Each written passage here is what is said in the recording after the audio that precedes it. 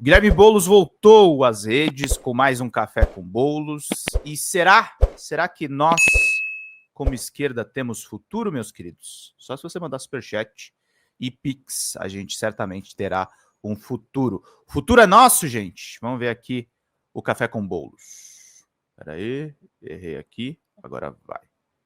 Boulos, eu quero falar com você, que ficou triste com a nossa derrota eleitoral aqui em São Paulo, com a derrota da esquerda nas eleições municipais no Brasil todo, o avanço da extrema-direita, depois a vitória do Trump nos Estados Unidos, e que está meio angustiado, sem saber o que fazer. Mas, além da análise que a gente precisa fazer para tirar as lições, é importante que a gente aponte os nossos desafios. O que a gente precisa organizar nesse momento para sair da defensiva e organizar o nosso campo para derrotar a extrema-direita em 2026 e reeleger o presidente Lula. E aí, tem tempo para um cafezinho? Para fazer um bom café, meu bem. O cenário não está fácil, mas quando a gente sofre uma derrota, a gente pode seguir dois caminhos diferentes. Um é sair gritando, falando mal das urnas, fazer tentativa de golpe, dizer que está tudo errado. O outro é a gente entender as razões da derrota, tirar as lições e caminhar adiante para conseguir reverter o quadro e construir vitórias. Para a gente entender, pessoal, o que aconteceu aqui na cidade de São Paulo, que foi a eleição mais importante do Brasil e que muitos de vocês acompanharam, militaram, atuaram nas redes, nas ruas. Primeiro, é importante a gente... Eu bem sei, Guilherme Boulos. Eu bem sei. Militamos bastante aqui. E agradecemos também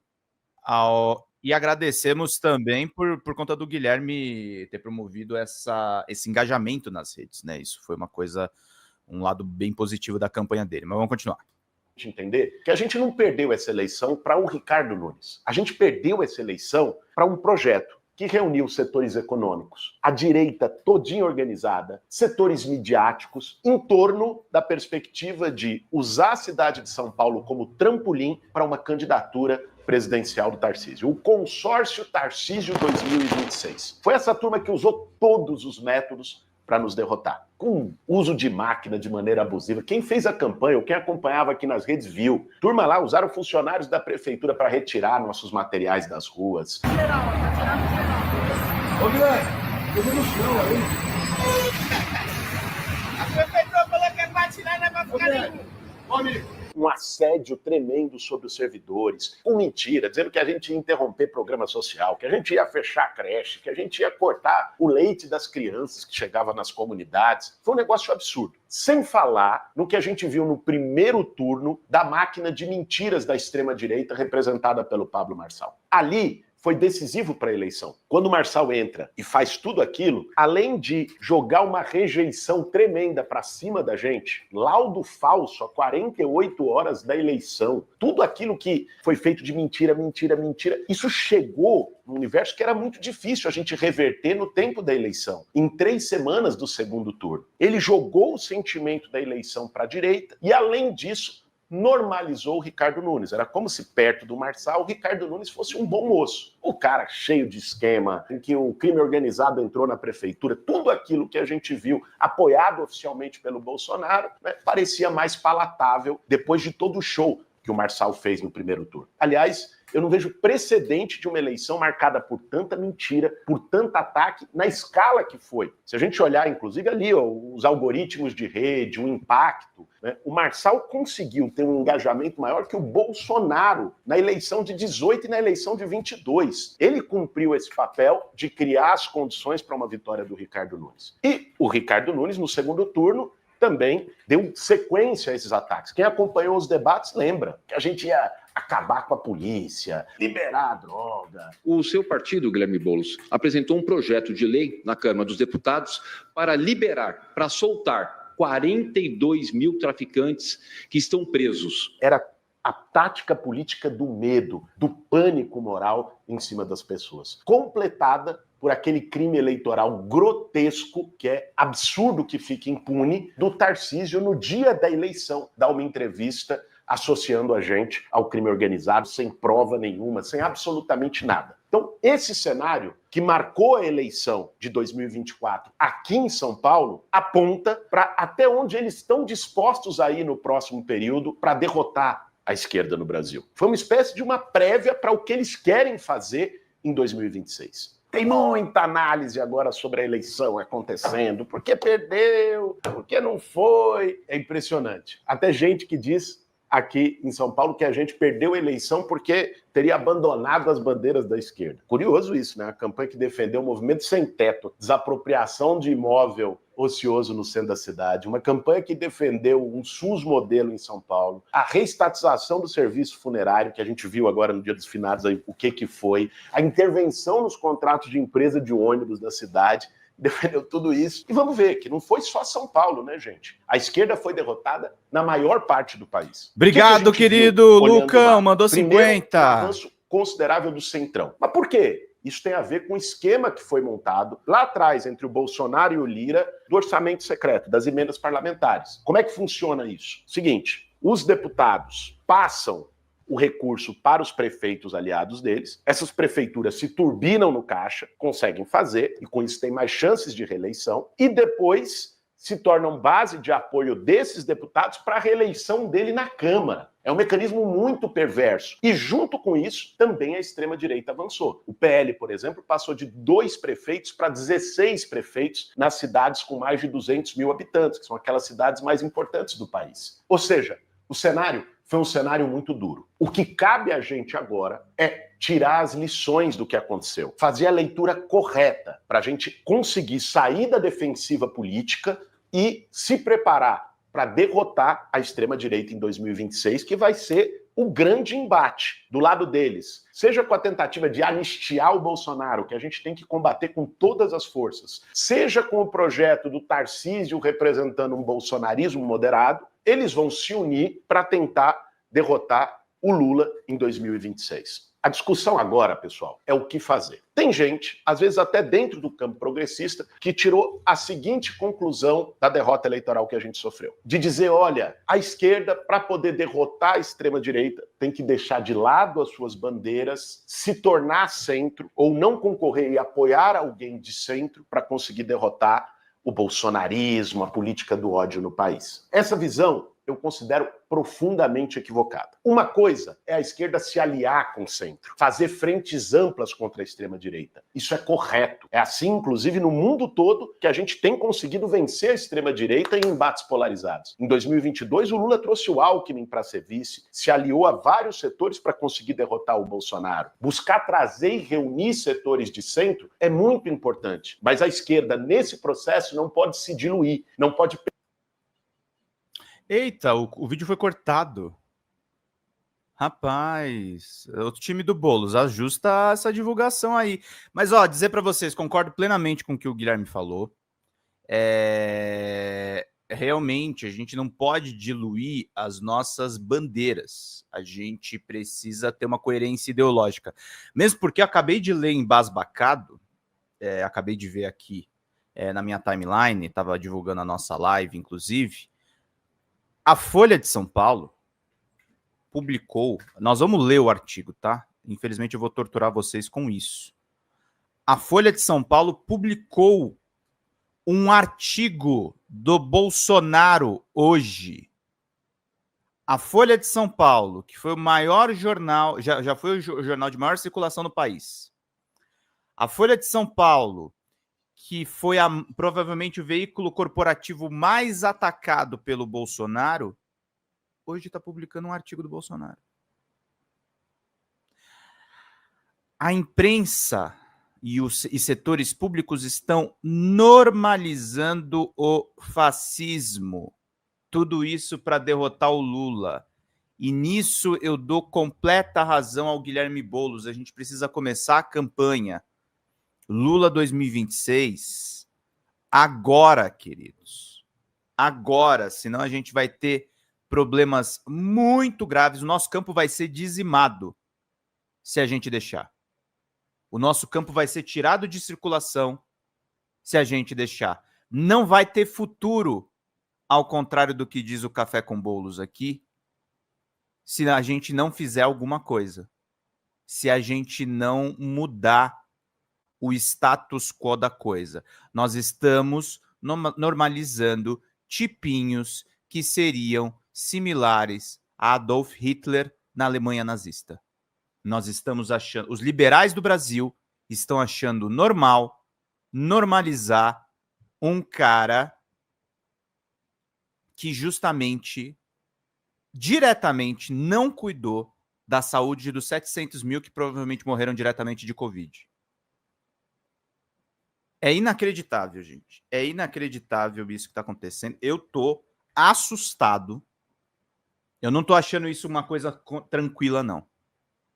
Eu tô achando que a gente vai viver tempos sombrios, meus caros.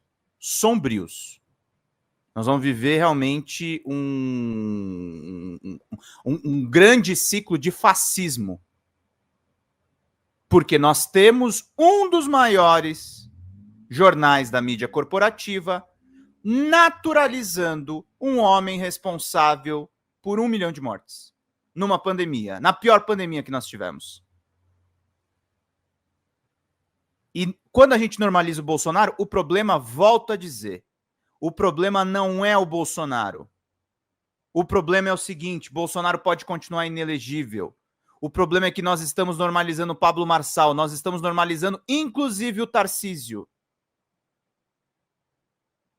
cuja polícia não consegue nem resolver o problema do PCC no aeroporto de Guarulhos. O PCC matou um delator com tiros de fuzil. Fuzil num espaço público. E essa direita canalha, porque isso começou, a normalização do Bolsonaro começou com o Aécio negando as urnas em 2014 e 2015. O problema do crime organizado começou, e eu insisto nisso, um monte de gente de esquerda fica puta, com a péssima política de segurança pública do seu Mário Covas e depois do Geraldo Alckmin no governo de São Paulo. Nós estamos normalizando o absurdo. O PCC, quando faz esse atentado no aeroporto, ele não age como crime organizado. Vamos dar os nomes corretos, que é inclusive o nome que deveria ser dado para a milícia no Rio. Nós estamos falando de máfia. Máfia. A direita brasileira tem um histórico de apoiar e de fomentar máfias no Brasil. O Bolsonaro ficou tentando se desvencilhar de um crime envolvendo o assassinato da Marielle Franco, que é um crime típico de máfia. Máfia. Nós temos que parar de ser, inclusive, injustos com o Boulos, que está dizendo abertamente, nós não podemos largar as bandeiras de esquerda. Nós temos que parar com essa crítica também tola ao suposto identitarismo, que esconde muitos preconceitos dentro da esquerda, quando quem está promovendo, tudo bem que tem um projeto do Reginaldo Lopes, que é anterior ao da Erika Hilton, mas quando quem está promovendo um debate importante sobre o fim da jornada 6x1, é uma deputada trans chamada Erika Hilton. A gente tem que parar de ficar autoflagelando o nosso campo enquanto nós temos uma direita liberal que fomenta máfias. São mafiosos que nós estamos encarando. Interessa a mafiosos que as pessoas tenham pânico moral e pânico real a respeito da segurança das grandes metrópoles. São organizações mafiosas, misturada, claro, com as características típicas do Brasil. Mas o tráfico de drogas no Brasil, inclusive o Leandro Demore tem um livro muito bom sobre isso. Não recebi jabá, aliás, nem li o livro dele, mas eu entrevistei a respeito disso e acompanhei também algumas reportagens que ele faz a respeito.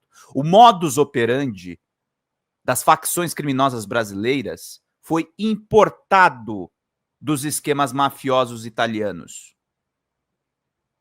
E isso tem conluio também das autoridades policiais, porque máfia não existe sem conluio do Estado. Máfia não é Estado paralelo. Máfia é uma parte do Estado. É uma parte da questão da segurança. E nós temos um campo ideológico que se diz sabedor da questão da segurança pública, metido em máfia. Nós reelegemos um prefeito. São Paulo, vocês têm que pensar bem no seu voto. Nós reelegemos um prefeito que permitiu uma licitação com pessoas do crime organizado.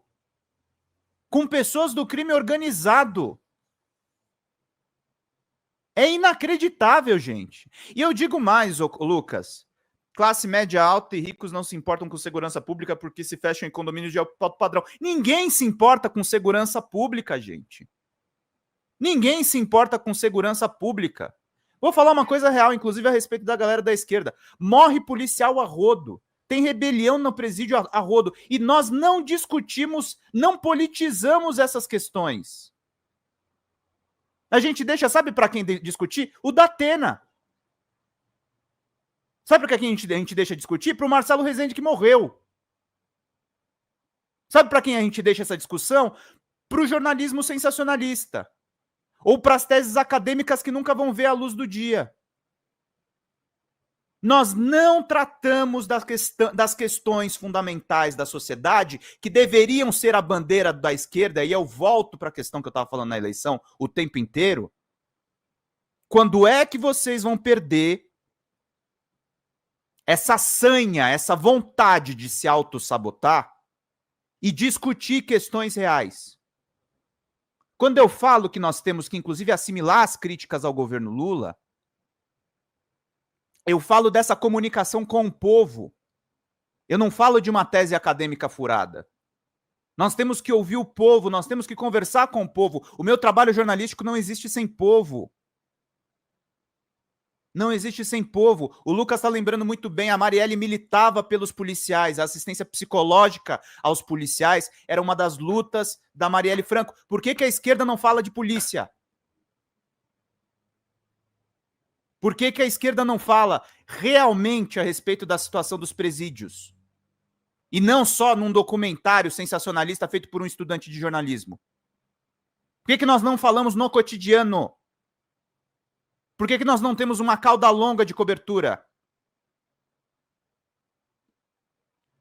Nós estamos entregando, toda vez que nós nos afastamos do povo, nós estamos entregando o espaço público para que a canalice de Bolsonaro e seus filhos seja semeada por todo esse país. O Bolsonaro se capitalizou não só nas pautas da ditadura militar. Uma pauta muito forte do bolsonarismo, isso a Juliana Dalpiva diz muito bem no podcast dela, muito bem feito, quando ela ainda estava no UOL. O Bolsonaro se capitaliza no massacre do Carandiru com os policiais, o que acaba dando sequência às condecorações que o Flávio Bolsonaro dá para PMs no Rio. Acorda, gente. Tem uma lógica do que a gente deve discutir. Tem uma lógica do que a gente deve discutir. E a lógica não segue o que você gosta de falar. Nós temos que falar o que nós temos que abordar. É como o Boulos falou, a gente tem alguns caminhos aí pós-eleição. A gente pode ficar deprimido, a gente pode começar a atacar os nossos, ou a gente pode realmente propor um espaço e uma atuação que podem realmente ser diferentes.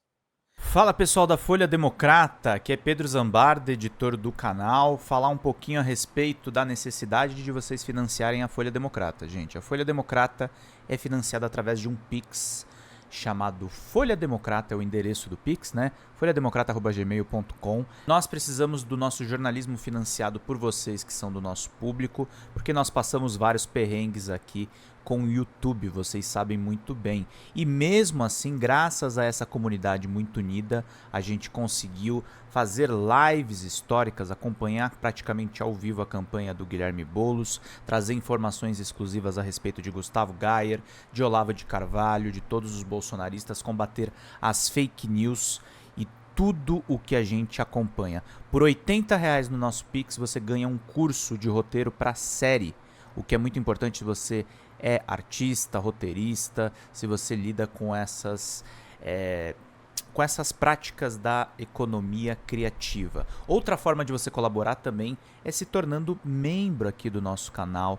Isso é muito importante para você fazer as suas atividades por aqui, porque você tem acesso a vídeos exclusivos e nós temos um curso de jornalismo básico para você poder acompanhar a partir de R$5, que é ministrado por mim. A gente tem aí quase uma dezena de aulas e muito conteúdo para você poder acompanhar. Meus caros, minhas caras, financiem o jornalismo independente, financiem o jornalismo que se posiciona à esquerda, financiem o jornalismo na internet, que traz informações confiáveis, checadas, que cruza informações e que trata você, que é o nosso público, de uma maneira muito séria. Vida longa e próspera, gente. Cuidem dos seus. Até mais. Tchau, tchau.